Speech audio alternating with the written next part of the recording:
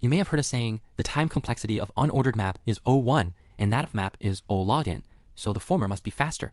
But in reality, many engineers have encountered the opposite situation. Unordered map is actually slower. In fact, the problem does not lie in the complexity, but in the hardware level. Unordered map is implemented with a hash table under the hood. When looking up data, you first calculate the hash value of the key, then find the corresponding bucket based on the hash value, and finally handle potential hash collisions.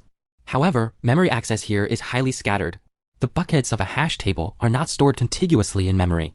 For example, the bucket access this time might be at memory address 1000, and the next one could jump to 100,000.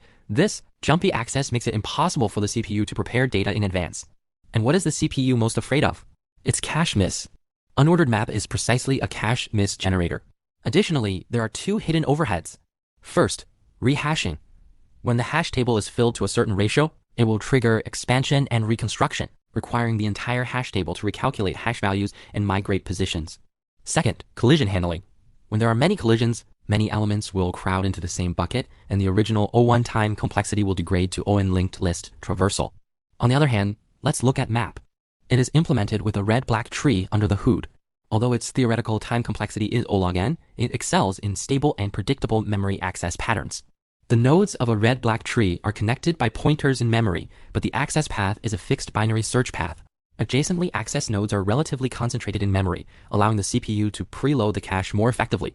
As a result, the cache hit rate is much higher than that of unordered map. Moreover, red-black trees do not have the overhead of rehashing, so the performance fluctuation during insertion and lookup is very small, making them a steady and reliable type. Therefore, big O is a theoretical upper bound for us to refer to, while real performance is for the CPU to experience. It depends on hardware and practical scenario factors such as cache, memory layout, and data distribution.